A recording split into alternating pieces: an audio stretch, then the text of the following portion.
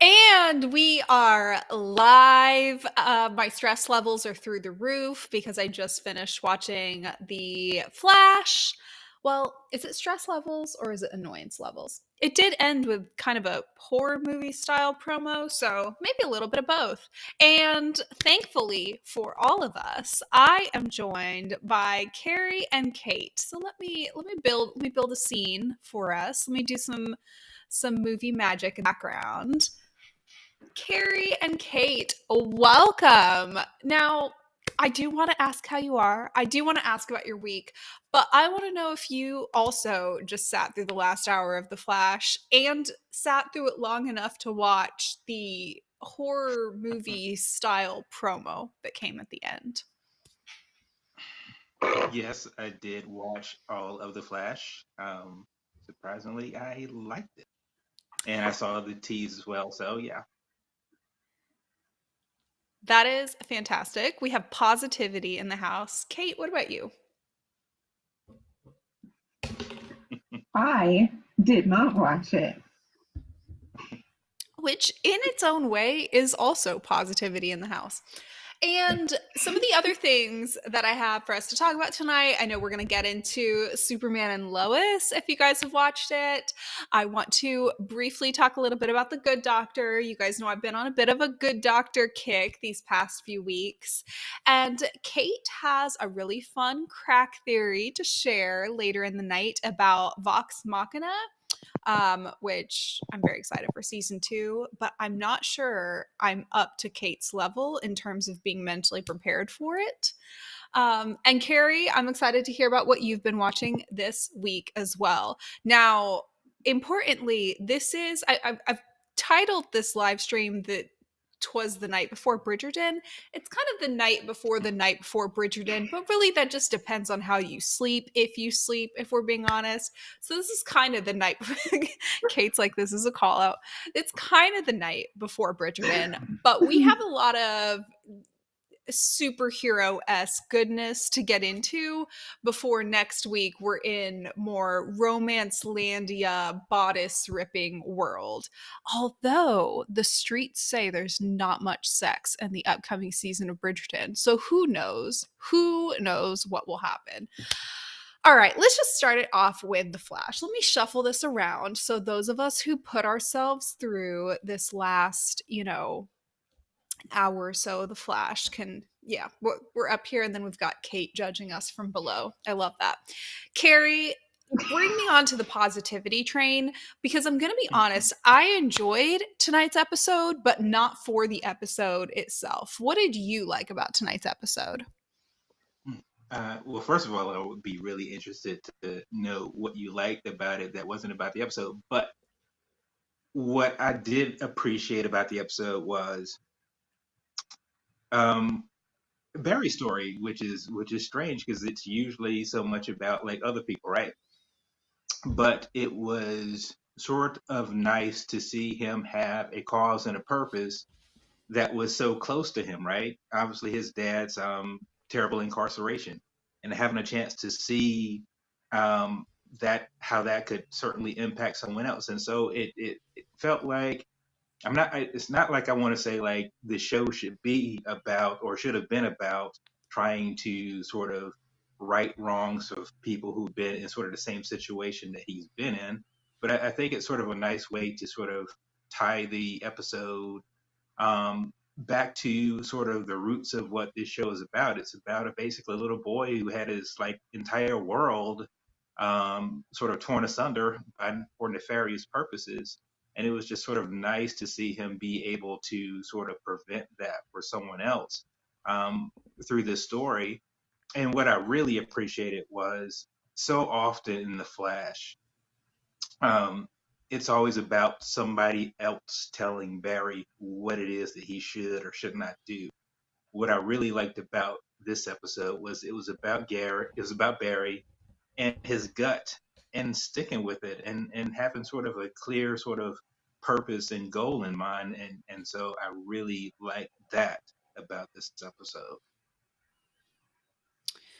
That is definitely a you got the positive message from the episode and you were not a sociopathic viewer like myself and you actually appreciated it and internalized it, I have no rebuttal, I have no arguments. But let me explain to you how somebody who's cold and unfeeling, such as myself, might not have come out with the same level of positivity. What I appreciated, which I'm kind of just loosely saying was not the episode itself, I appreciated that they were talking about this idea of justice, being the arbitrator of justice. You know, at what point do we cross a line? Flash came in and delivered this guy to them, but is it his responsibility to truly figure out if he's, you know, good or bad, or do we just let it go through the court system from there? Is he essentially a glorified bounty hunter without the bounty? And furthermore, they took some opportunities with other characters, such as Cecile, to talk about the ethical line they might have between their powers and the, you know, enacting justice. And I thought it was interesting, and I fully agree with Cecile that she shouldn't be using her powers to try to read, you know, detainees or people who are people who have not been proven to be bad but are accused, you know, whatever you want to call it. I agree with her, but then at the same time, if she's taking the moral stance that she can't use her powers against potential perpetrators, why can Barry use his powers, as he did in the beginning of the episode and every episode, against potential perpetrators? Why is that okay for him to do, but it's not okay for her to do just because her powers are different than his? So there's already this moral line that's set up. And I thought they were going to go a really interesting route with this episode, but it still ended with them justifying or attempting to justify everything Barry did and making him right. Because there was a scene I really liked, I think it squarely in the middle, with Killer Frost, Cecile, and him, and they're trying to explain to him, you know, there is no proof behind what you're doing. You're kind of going outside the law here. You could end up hurting people, blah, blah, blah. And he's just saying, you know, have blind faith and trust me. And this is because I'm emotional. And immediately Cecile is like, oh my goodness, I'm so sorry. We totally were. It just cutting them down and putting them down when technically they were right. It's not their job to be in tune with, you know, whatever is going on in his personal life in that moment. As much as I think he's got a really interesting personal connection with Cecile and with Killer Frost, in that moment, they were colleagues on a fairly important case, and they didn't need to be catering to his previous baggage. I just think there's an issue. I realize I'm kind of, I think I'm holding it to unfair standards, and that I'm holding it to what standards we might have for like a real life story as opposed to a fictional story, how we might expect people to act in real life as opposed to like superhero world. But those were two kind of fail points in the episode where I wanted them to go further and they just fell back on Barry being right. My only pushback to that would be this, right? How often have we seen a show, superhero show, whatever it may be, where the protagonist is pretty passionate about something, whatever it is? And I don't want to say that in this particular case, Barry went off the rails, but it's something that he felt really strongly about. And it was something that he needed to it was something he needed to explore. It was something he needed to figure out. And he took that route, right or wrong. And I mean, we've seen shows where Green Arrow, for instance, where like Oliver might have some sort of gut feeling or some sort of cause that he needs to see through to the end, whether it's right or wrong. And I think that was worthy of exploration. And what was sort of jarring to me, and I don't know, maybe not so much, I don't know, but it was just sort of strange to me that it felt like this was such an important part or such an important time for Barry in terms of what happened to his dad. It was just sort of strange to me that like nobody else sort of seemed to pick up on that, right? Because I would imagine and assume that this is something that has that he goes through his feelings when this happens every year, right? It wasn't just like Mm-hmm. this was like one special year or something. And it just seemed like this would be the sort of thing that his closest friends and family would sort of be tuned in for and sort of expect. And that was sort of strange that it sort of seemed like, yeah, his, this is like an important day for Barry, and like no one else seemed to know or care right away. That was sort of the strange part of it to me more than anything else. Um, I'm looking in the chat, by the way, related to what we're saying. Stormy says hi. She says, she's not quite up to date with what's going on with the Arrowverse shows, but Flash has always twisted themselves into pretzels to make Barry right, even while they, stomp on others like Oliver for every little thing. You know what? Here's the thing, and maybe my real problem was that Barry was right this episode. I just didn't think I just didn't think he should have been. I think it would have been a more interesting story if he wasn't, because he was letting his emotions and his personal experience cloud his judgment. And yes, sometimes when we let our emotions and personal experience cloud our judgment, we are right and sometimes we are wrong. But in this instance, because of how emotional he was being about it and kind of how dismissive he was to, others who were trying to help him, I felt that he should have been wrong. But this is obviously coming from a very biased source. Actually, I thought that the storyline which better mirrored a more gray area was the storyline, which we finally got a storyline from the CC, whatever blog thing that was going on with Allegra and Iris. There, we actually got to see a true gray area play out, and we got to see an outcome where Allegra was not wrong but not right. She was going after the more interesting story, and she had a better perspective on what should be, put in the spotlight for people of Central City or whatever it was called. But she was being a bad supervisor. She was being a bad teammate. She was being a bad employee in every way to do it. And it was a true gray area. And they didn't end it with an ends justify the means. You're left supposed to think that, oh, poor her employee is mean and unkind, whatever. Sure, true. You're left thinking, oh, her story is probably way better than the influencer stories. Sure, true. But it's a very gray area that's probably, if they ever touch on this storyline again, probably going to create more bad things. I kind of wish that had happened to Barry. I kind of wish it had been a gray area where we had seen, okay, he got this guy off the hook and reunited him, but maybe he is actually bad. Maybe there are bad things. I don't know. Wishful thinking.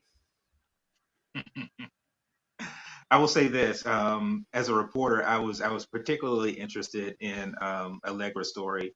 Um, the Again, having missed some time from the Flash, one of the things that's interesting to me is I don't know that anyone's ever ready for a supervisory position until they're sort of in it, right?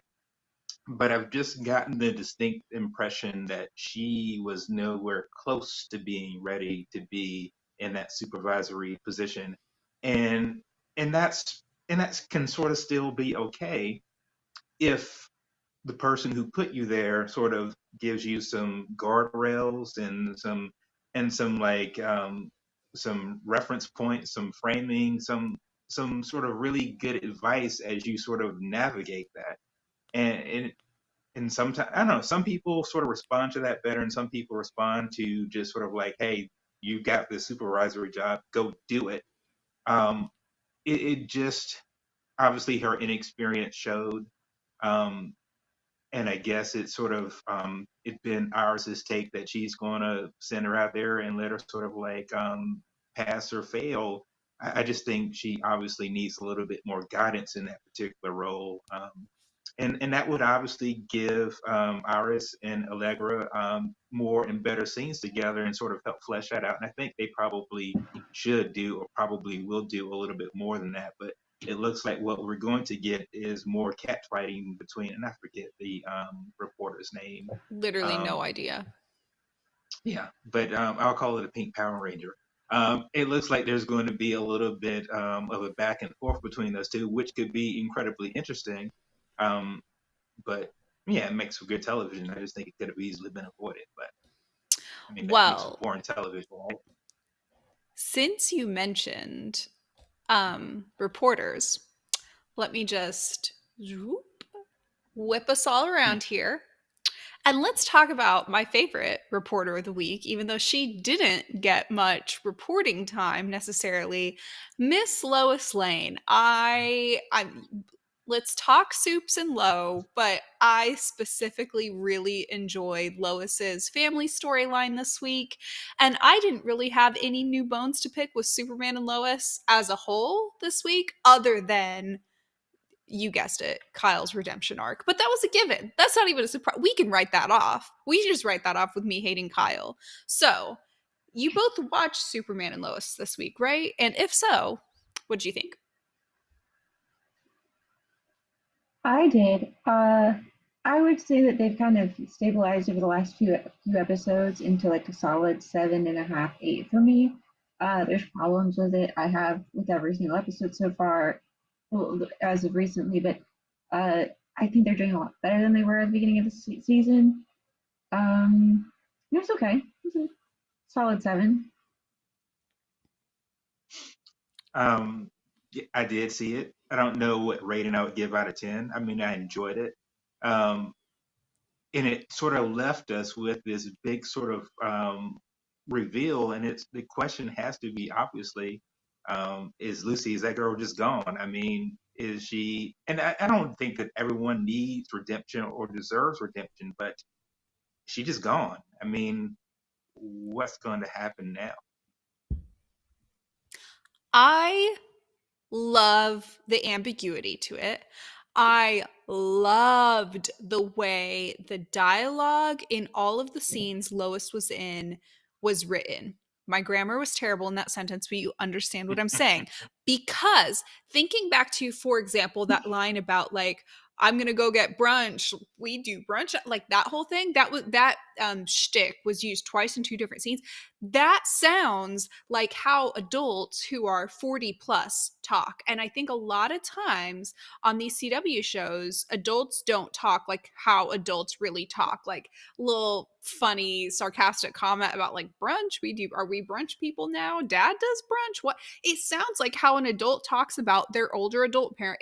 It was a very believable. It was, funny without being like trying to be slap your knee funny. It was very interesting and emotional. Furthermore, I appreciated that they are continuing with this storyline of Clark being the slightly more overbearing, strict one when it comes to doping twin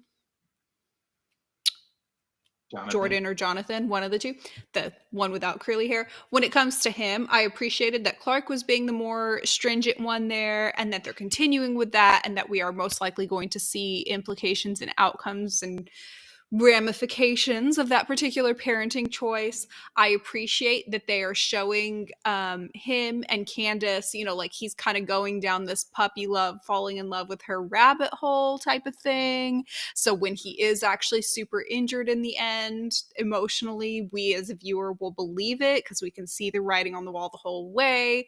It is great. They are capitalizing on storylines the way they were in season 1. This episode is great for me.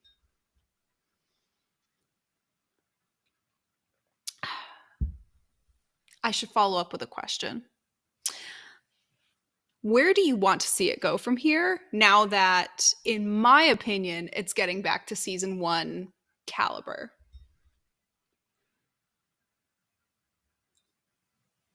Kate, I'll let you Carey, get you go going. first. Um, where do I want to see it go? Obviously, more than anything, I want to see more of John and Natalie. That obviously would be fantastic. Even though the first thing I thought about when they walked into this place, I was like, did Clark just send them to like a hovel? What in the world is this place that he found for them? I was like, I thought you liked these people, but so I'm eager to see those two together, sort of on their own, and doing what they do because they have a really interesting dynamic together, which I'm looking forward to seeing. And I don't know how many more episodes we have, but I'm obviously looking forward to seeing um, how Ellie is going to execute her end game. I'm not gonna lie, I was sort of there was some confusion I had when there seemed to be that Lieutenant Anderson guy sort of going back and forth, and I was like, well, which side is which Earth is he on now? And this that. So I was a little confused when that took place. But more than anything, I'm really interested to see how all of that sort of comes together. These quote Her unquote smug shadow face, selves. Allie's smug face is so convincing. Like, not Oh, cheesy at she's all. Like, actually gets under your skin. yeah. I always sort of gauge a villain by how much I want to punch him in the face, and I would never hit a woman. But if if I had a friend who was a woman and said, "Could you please hit her for me?" Yeah, she's a really good villain. She's layered, she's manipulative, and she likes what she's doing, and you can see it come across the screen. So I want to see more of what she sort of intends to do and how she wants to do it. Um, I think moving forward, really don't know what I want. I and like I said, I'm starting to like this season more. I don't like it as much as I liked first season yet. I enjoy the dynamics that we are getting with Lois and Clark and Lois out in the field and everything. I think my issue is I was such a big fan of Jonathan last season, and I actually barely cared about Jordan. And that has flipped a good Mm-hmm. bit because Jordan is very consistently just trying to do the right thing, and Jonathan thinks he's trying to do the right thing, but he is so clearly doing like going down the wrong path. And obviously, we need that for the drama of it all, but it it's very much this season Jordan always paying the consequences of Jonathan's actions, Mm-hmm. specifically with like Sarah and things like that, which is starting to get a little tiresome. Um, so I think if anything, I want Jordan to stand up for himself because Jordan, especially this season, has been the most consistently just there for everybody and hasn't really asked for anything. Um, and I mean, with this episode and him skipping out on Sarah to go protect Jonathan, uh, that's going to hurt his relationship in the long run. And it was to save Jonathan from his own mistakes. And I mean, that's what a brother does. That's He's not the kind of problem, having but to it's, play like second fiddle to everybody's storyline. He's yeah, second fiddle to his brother's storyline. He's second fiddle to Sarah's storyline.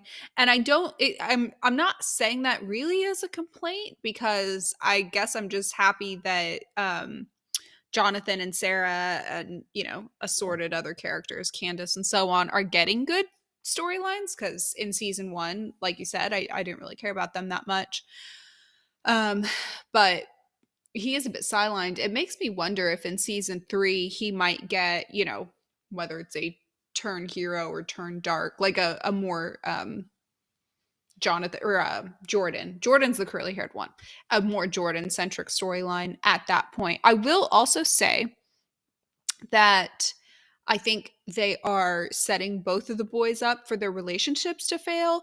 And while that will be drama that I'm not necessarily interested in, I think that's very um I guess realistic and appropriate for this point in the season and for both of their relationships. I don't see Jordan and Sarah being like the long-term ship for this show personally. I'm still rooting for Sarah and Natalie, and I don't obviously see Candace and Jonathan being like the together forever couple. I think she's either going to turn dark or get killed or something to that effect. I will say, you mentioned Natalie. That was another bright point that might have been a scene stealer type of thing in this episode. Now, I know I mentioned Lois, but the scene between Natalie and Clark, immaculate, wonderful, fantastic. She held her own. She showed vulnerability. She showed distrust. She showed her humanity. That was an excellent, excellent scene. I really enjoyed that. Good voice acting from her as well. Really good. In contrast, and around the same point in the episode, I was livid about the scene between that they brought back twice, by the way, because they had a piece of the Lana and Kyle scene. Then they had, I think, something else in the middle of it. It might have actually been the Natalie and Clark scene. And then we go back to Lana and Kyle. Livid. First of all, I don't like that they're giving him a redemption arc. We knew that. We knew I wouldn't like that. I'm not going to like him at any point in time. But I don't like that his redemption arc is him like lording this like authority over Lana and experience in her job. And he knows more and he knows more about her and all that. Oh, can we come up with something else? I ask for so little. I'm not even campaigning for like his character to die because that'll just turn him into a martyr. You know, like I'll lower my expectations. I just want him gone. Or at least not Well, lording authority and experience over Lana. Anyways, that was the low point. Natalie and Lois were the high points. Nothing new. I'll just add with Here's the Kyle scene.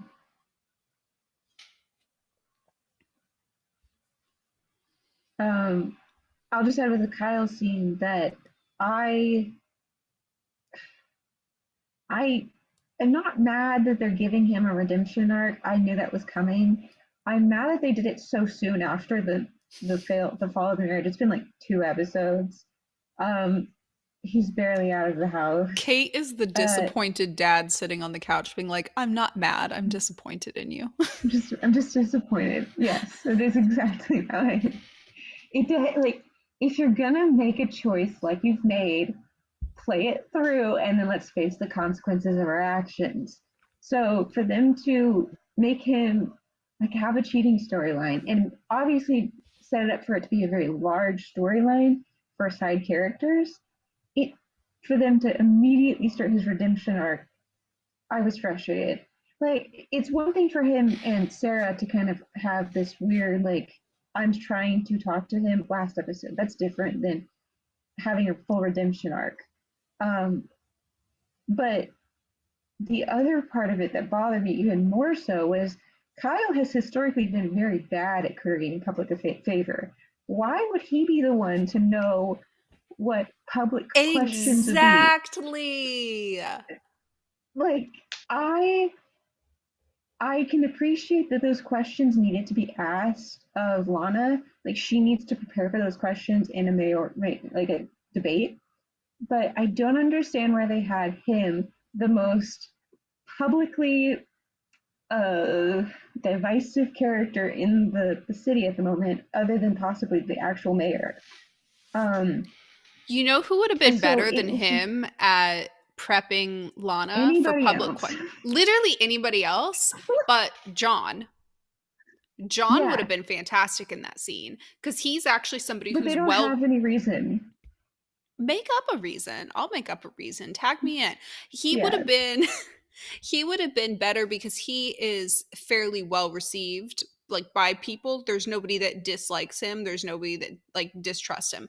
That would have been a good choice. Lois's dad potentially could have been an interesting choice in that scene.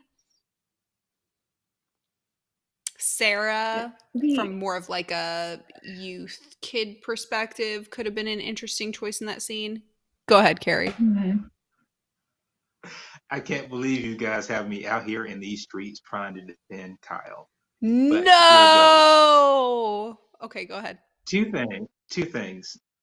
First, I don't think it's been sort of an immediate redemption because I think his sort of redemptive arc, if that's what you want to call it, started some time ago. It was obviously interrupted by the revelation of the cheating, but in terms of his redemptive nature, that started some time ago. It was interrupted, and then of course you have to try to jumpstart it again.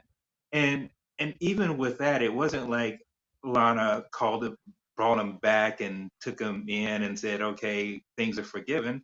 She brought him in for a specific purpose because again, prepping for this mayoral race, like they both said, she knows that she's going to get these really tough questions that she doesn't want to answer.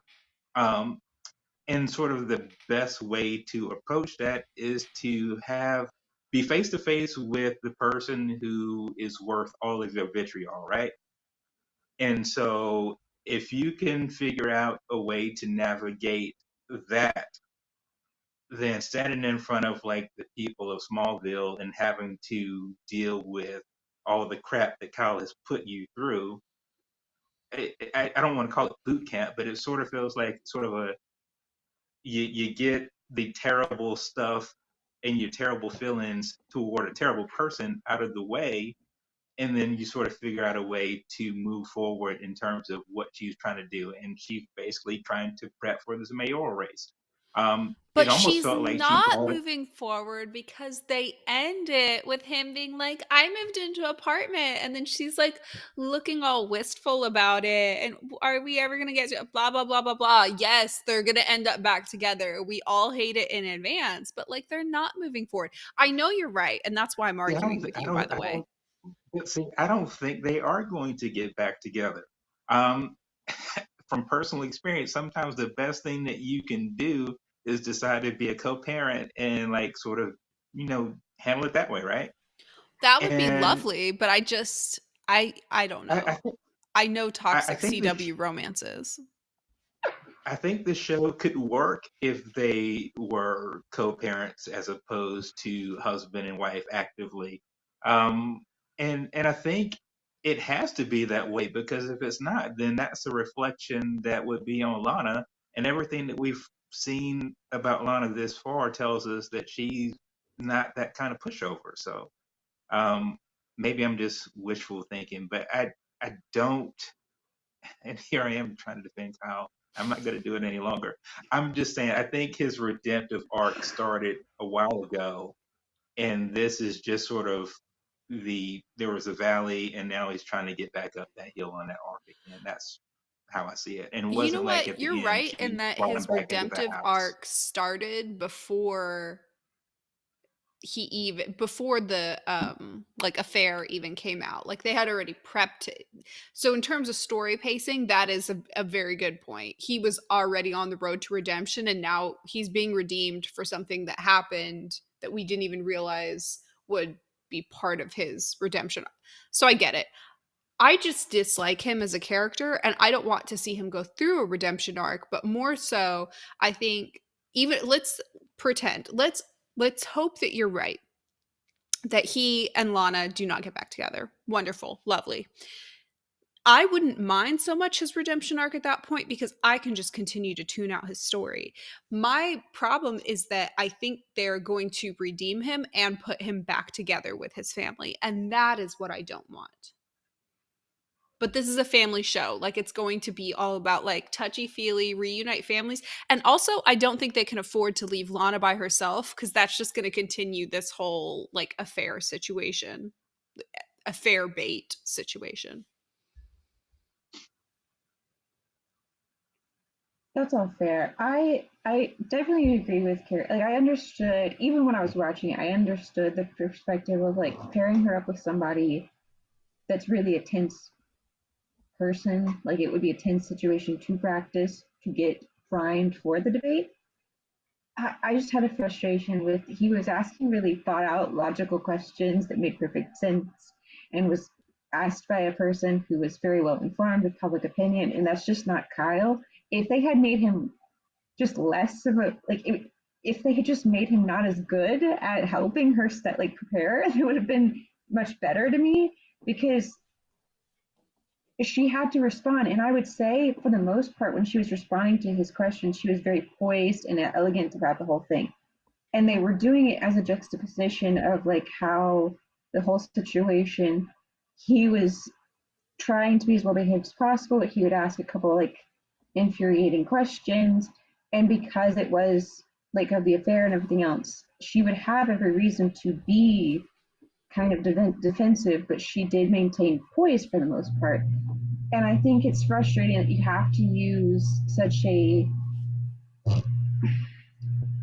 infuriating, toxic, just a messy situation, a situation of infidelity, to demonstrate how poised and how ready for the job she is. Mm-hmm. I don't mind that they're using her ability to move forward, to handle the situation as a rationale against why she is such a good candidate for the mayoral seat, mayor. But I just don't like how much they lean on her just dealing with it really well to prove that she is a good, calm, collected person. That is a good summation of the situation. I will note that we are about to go into a transition wherein Kate is going to take us through a corner we've been in before, sometimes referred to as crack theory corner. But I would be remiss to also not note, did I get that order of operations right? Or did I double negative it? Anyways, Flash, Legends, and a bunch of other shows got renewed this week, which is something we would have mentioned at the top of the live had we done the news, but we didn't. So we're going to pair up our two favorite Kate segments and do news and Vox crack theory corner at the same time. Okay. Kate? Carey had to say something real quick first. Oh, yes. Sorry, I interrupted. Probably. Well, now it may get cleared up in the news, but did you say that Legends got renewed? Because I hadn't heard that. Oh, no, I probably did say that, but if I said that I was wrong, I meant to say Flash and Superman and Lois. Did I say Legends? I probably said Legends. You said Legends, but you meant Superman and Lois. I did. Okay, so that part of news is covered. I didn't bring much else news, just a reminder that Bridgerton season 2 comes out on Friday. And next Wednesday, I believe it is, so the 30th, Moon Knight comes out on Disney Plus. I don't really know what it's going to be about. I've seen the trailers. It seems kind of spooky, but we'll probably end up watching it.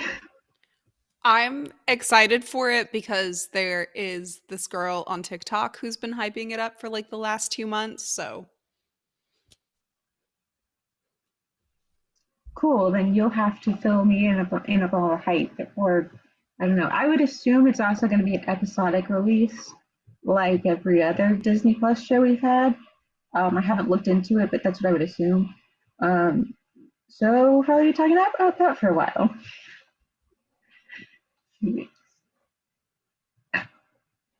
Are we ready for the crack theory corner now? I'm so ready. I've been ready since you first mentioned it. Okay, well, you posed the opportunity. I did. And I'm still you weren't really clear about what you wanted, so I just came with everything. I think I at one point said follow your heart. Yes, you did. Yes. Because you use a couple terms interchangeably and they mean different things, so I was confused. That's a really nice way to say that sometimes I just use words wrong. They're made up words, so but not all words. I'm sorry, never mind. We'll get past that. So to start off, you asked me this week when we would hear about like the second, third, fourth season of the Legends of Vox Machina, the animated series. So when they got picked up by Amazon Prime, Amazon went ahead and renewed it for a second season. So we already know there will be a second season. We don't know when it will come out, but based on the fact that the first season took 3 years to make, while also being made in the height of the pandemic, I would assume 1 to 2 years until we get season 2. So it's going to be a while, but probably not as long as it took for them to make the first season. What it will cover is there is an arc following the Briarwood arc called the Chroma Conclave, which is the dragons. The Briarwood arc was 15 episodes of the live stream. The Chroma Conclave arc was about 40. So there's a lot more stuff to cover, but the first half of it is basically them going around and finding these things called vestiges. They're like ancient magical weapons that they need to defeat dragons. And they'll either combine, they'll have the whole arc combined, and they might actually split it up into two. And if they do that, I think I might know where they're going to split it in half for a third season if they get a third season, but I don't know. Um, what I do know is when we get the vestige hunt, it's gonna be everywhere. We're going to all these different locations and it's like fighting, destroying things for these magical weapons. One of the first ones they go and find is this cloak. I'm forgetting what it's called. It's basically the cloak of the Raven Queen champion. So the Raven Queen is the goddess of death, and her last champion is dead in a tomb somewhere, and they have to go find his cloak because it's magical. When they go in and find it, um, a spirit is released. The spirit actually kills Vex. What? And yes, so when they almost killed Keyleth. It was initially Vex, which is why I was so excited they didn't do that for Vex. They switched it over to Keyleth because it improved Keyleth's story in that moment, and then it will make Vex's actual death more impactful. Now she's resurrected like within minutes, but she does actually die. No death saving rolls at all because of the type of damage she incurred. How she's resurrected is basically her brother prays to the queen of the goddess of death and is like, take me instead. And she does, just not in the way he thinks he's going to get it. He essentially becomes the new champion of the queen and has to kind of come to terms with that for the rest of the campaign. I mentioned that for something else we're going to talk about in a minute, but the that's just like the starting point of it. Then they have to go around the rest of the globe basically, and they go find like a super sword, and Vex gets a broom and a special arrow or a special bow. In the Feywild, she has to like fight a tree. They go to another continent and they fight another like a lady with guns, and they fight dragons and things like that. So the hunt for these magical weapons is very important to the character growth. It has some of my favorite moments yet in them because a lot of these interactions are very much based on we're going on a scavenger hunt and we're going to almost die all the time, and we have to admit our feelings about things, and it's great. So I'm very excited for season 2. I just don't know what all it's going to cover, but they have a lot of material left. They've only gotten through like 36 episodes in season 1, and in campaign 1 there was 115. So they have a lot of material left to cover. Campaign 3 is airing right now, and that is really what I texted Cammie about earlier this week.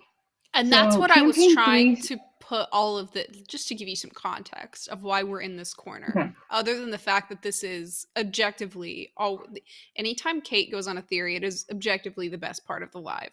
So that's one reason we're in the corner. However, Kate was trying to explain to me how all of these things were related. And number one, I couldn't even figure out like which part was related to which campaign, even though I'm sure she spelled it out clearly. You know, reading comprehension is like so hard.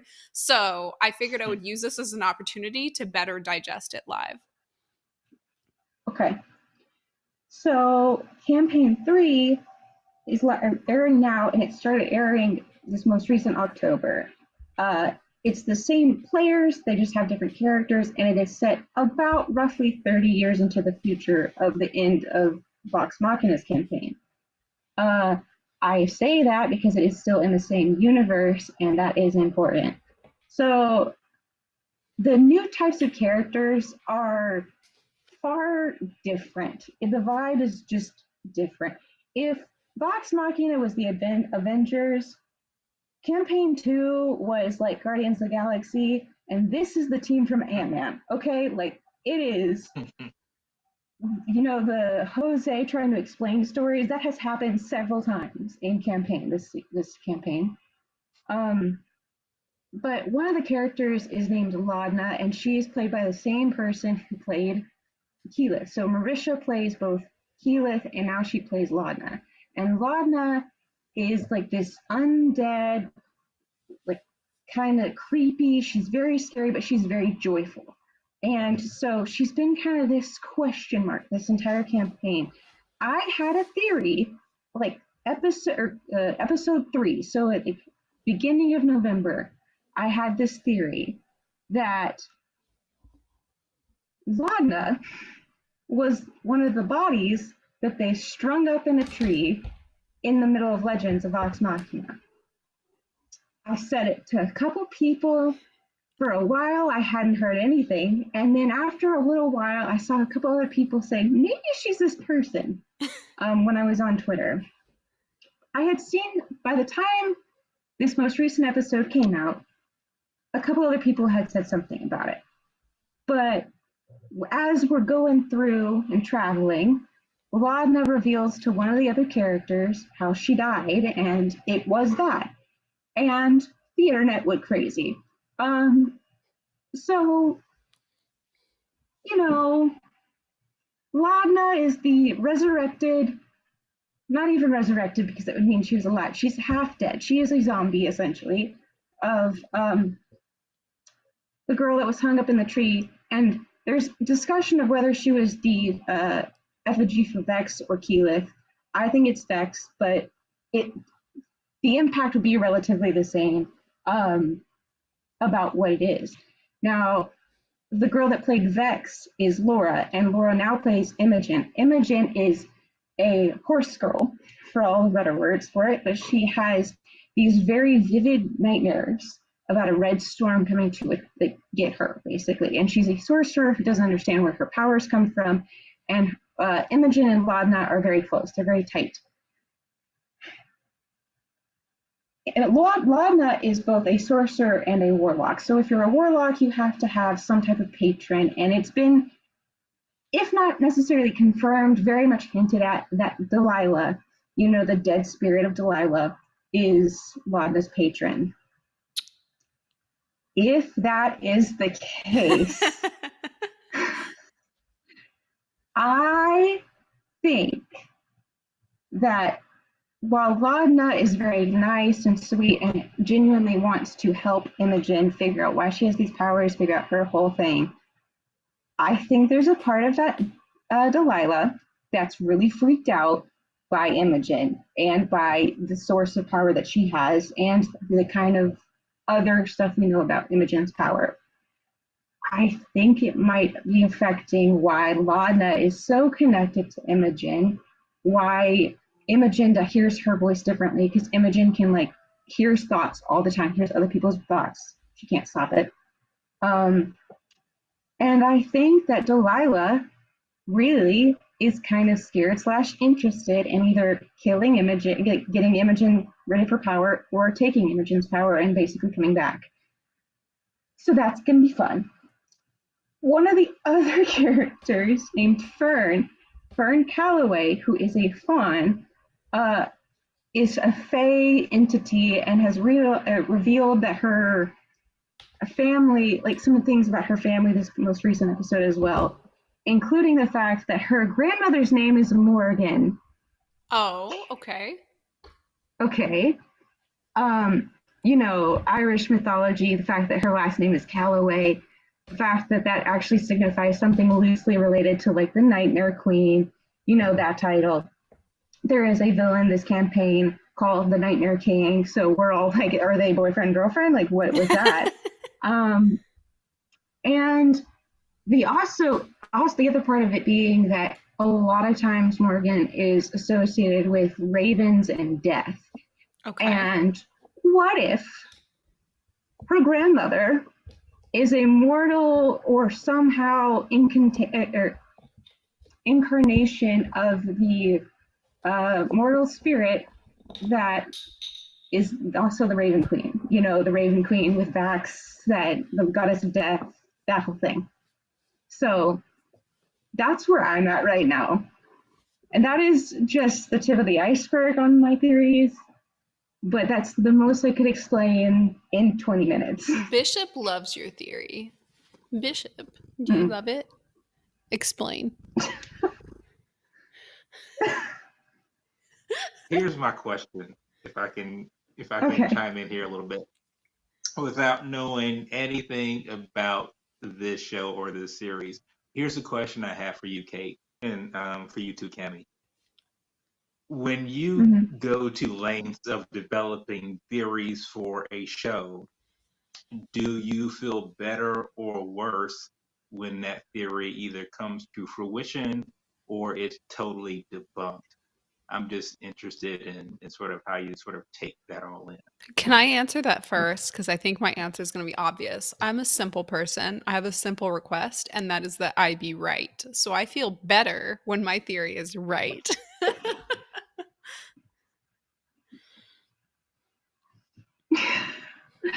um, I don't really feel bad or good whenever my thing is right or wrong. It's for me, I have no option. It's just That's theories so form. healthy and well adjusted of you.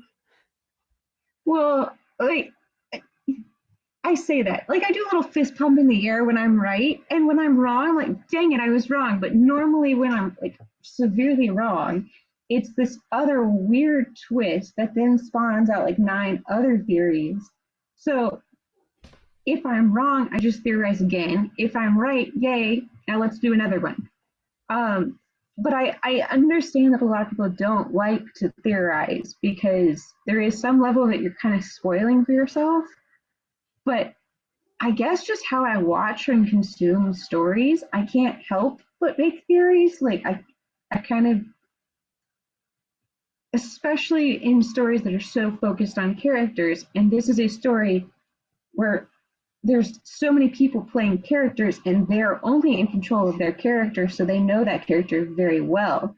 So while there is a level of just fate, rolling dice to see how it turns out, there is something about that to me that even even though that they're not fully in control of their character, they know that character's wants and needs so desperately that once you can see that in the character, you understand where they're headed, where they want to go, what like where that trajectory is. It's like an And I think it's interesting really way of reading interesting. it because unlike with like a TV show, you might understand a character, but you also kind of have to understand the writers and what they want, and that's this unseen. Mhm. Here, you can kind of understand a character and understand the person playing them and what they want. It would be like if I was watching a show and the cast was actually controlling what the characters did. It's just a different level of reading it. Carrie, I'm curious what your answer is to this question. And also, I'll roll it straight into what did you watch this week other than Flash and Soups and Low? Well, of course, you never ask a question that you don't know the answer to. For me, and I like everyone else, we all sort of like to theorize about what we think is going to happen, what we want to happen, or what we like to see happen. Um, if I feel like I'm a simple person, if I feel like I can sort of theorize about what's going to happen, and if I'm right a great majority of the time, that's probably a little bit concerning because it's like you can see it like a mile away, right? So I don't like a situation where you can just sort of see like the writing on the wall, like two steps ahead. Um, which is one of the better things that I liked about Superman and Lois, particularly the first seasons, because they took so many things that we sort of expected to see about the story and flipped them on its head. So I personally sure like to theorize about what I suspect is going to happen, but I really appreciate it when a show just takes what you probably see coming or what you should expect and just flips it on its ear. So that's what I appreciate more than anything else. And to your second question, what I've watched this week is I've caught up. I say caught up, but obviously still watching Snowpiercer. It's going into its season finale, I believe, next week. And spoiler alert, cover your ears if you don't want to know this, but um, Jennifer Connelly's character has come back, which is an incredible welcome surprise because the show felt kind of listless without her. She's phenomenal, so I'm glad to see that she's back and she's back to her sort of uh, manipulative ways is probably the wrong way to put it, but she probably has ideas of what she thinks is right. She just probably doesn't go about them the best way, which is for great television. So I've been watching Snowpiercer. I have not seen any new episodes of Euphoria yet, but I will probably catch up on a few this weekend. Um, let's see. I think that's about it for new stuff. But Have you Snowpiercer been is on watching The Endgame my. still? I haven't. I've missed a couple of episodes, so I've got to catch up on that too. Because I have not seen the most recent one. I was probably about 2 weeks behind, so I caught up, but I have not seen the most recent one. But yes, I'm still watching, still enjoy it. I am a little concerned that it's sort of going to write itself into a sort of situation because how long can you, and sort of like Killing Eve, I guess you can carry it out for a good period of time, but for network television, it might be difficult to sort of carry out this conflict that they have before it gets to a point where it's like redundant. But so far, so good. I'll just mention Stormy's chimed in via chat on what she's been watching this week. She says she is about to go watch the One Tree Hill ladies reunite on Good Sam, which is very exciting. I saw some people pretty pumped about that.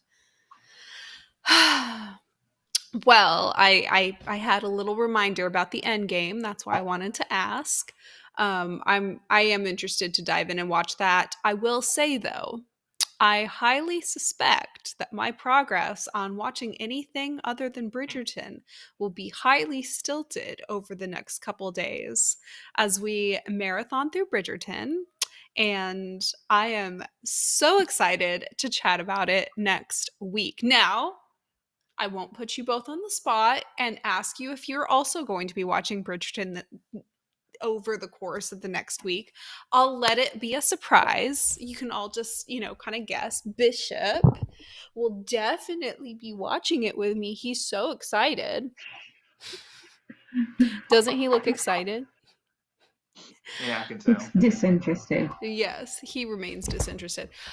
Well, that takes us 1 minute overtime. I will let you all fly off into your respective universes, and I will see you same time, same place next week. If you're available and if you watch Bridgerton and all of that, it'll remain a mystery next week.